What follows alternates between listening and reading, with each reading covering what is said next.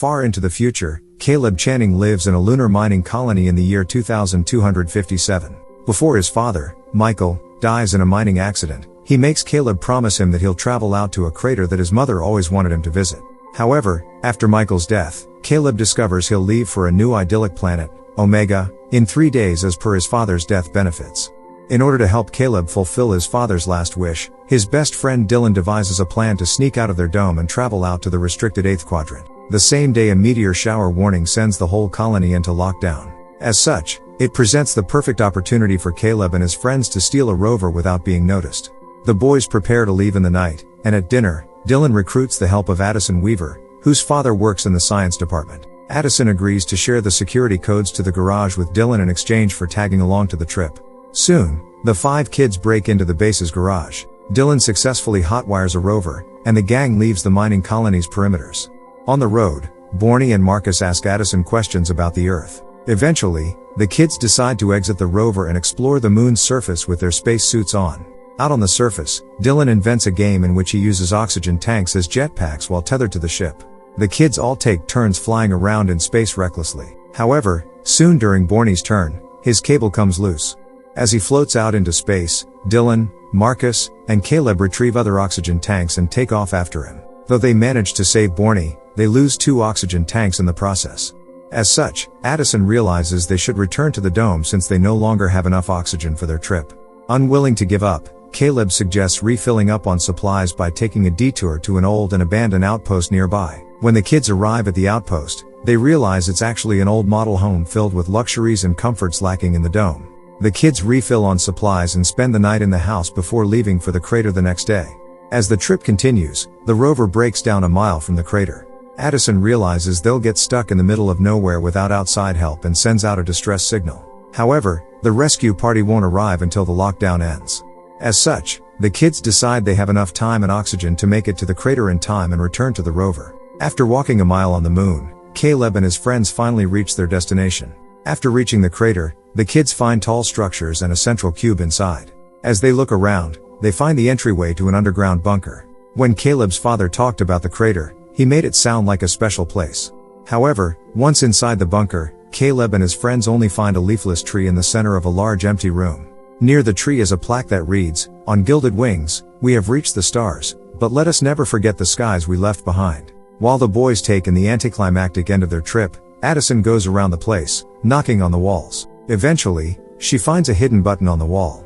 After Addison presses the button, the bunker transforms into a holographic forest from Earth. None of the boys have ever seen anything like this before, and they take in the marvelous sight of the birds, trees, and the blue sky in front of them. Caleb notices a brook similar to the one his father once told him about.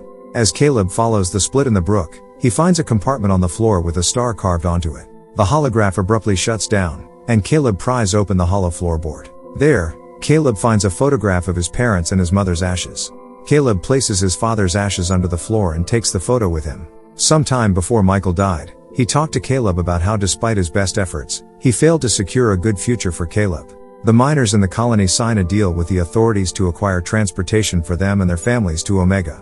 According to the deal, the miners work for 20 years, and once they pay off their time, they'll leave for Omega. However, once people sign up, they find out that any sick day or late arrival costs them added years into the contract. As such, the mining company exploits its workers and passes their debts down through generations. Michael and his wife, Grace, planned on sticking to a tight schedule in order to serve their time before Caleb turned 18. However, after Grace's health declined, they fell behind on their hours, and time ran out. After Caleb finds his mother's ashes in the bunker, he realizes his father's death wasn't an accident. Michael knew about the death benefits and sacrificed himself for Caleb's future. As a result, he tells Dylan that he'll reveal the information to colony head Slater, and maybe he won't have to leave the moon.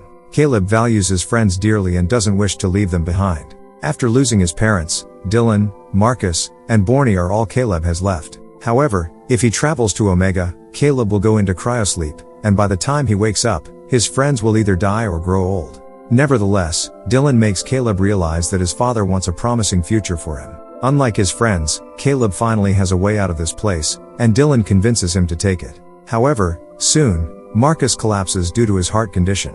The kids decide to leave at once to get him to his medication in the rover. On the walk back to the rover, the meteor shower finally breaks out, sending jagged space debris falling on the moon's surface. The kids make it back to the rover's shelter, but Dylan's suit takes some damage. Moreover, as their oxygen steadily runs out, they realize the rescue party won't come looking for them until the meteor shower is over. Eventually, the oxygen levels decrease to the point where the kids pass out in their suits without the energy to stay lucid anymore. Nevertheless, the rescue vehicles find them before any casualties and take them to the dome. The next time Cabell wakes, it's 75 years later on Omega. He's crushed that he never got to say goodbye to his friends, but he has several messages from them. In the messages, Dylan tells Caleb about everything that happens as each year goes by. After Caleb leaves, Addison starts protesting for the miners' rights and convinces the mining company to change the loopholes in their contracts. As a result, miners no longer pass down their debts, and families don't have to stay on the moon for generations. Likewise, Borney helps Addison commission the old unfinished structures on the moon, to improve living conditions and provide entertainment value. Marcus starts his own baseball league and has a caring team looking after him. Meanwhile, Dylan, who grows up to be a miner, marries Addison and becomes a father. Eventually, he takes his grandkids to the crater and tells them stories about their childhood adventures. By leading his friends on that road trip 75 years ago, Caleb changed their lives and inspired them to dream big. As such, they all went on to live happy, fulfilling lives. Inversely, on Omega, Caleb tracks down Addison's brother, Charlie, who moved to Omega with his mother after she divorced Addison's dad. Charlie recognizes Caleb from Addison's messages and asks him questions about the road trip to the crater. In the end, Caleb finds a new friend and prepares for new adventures.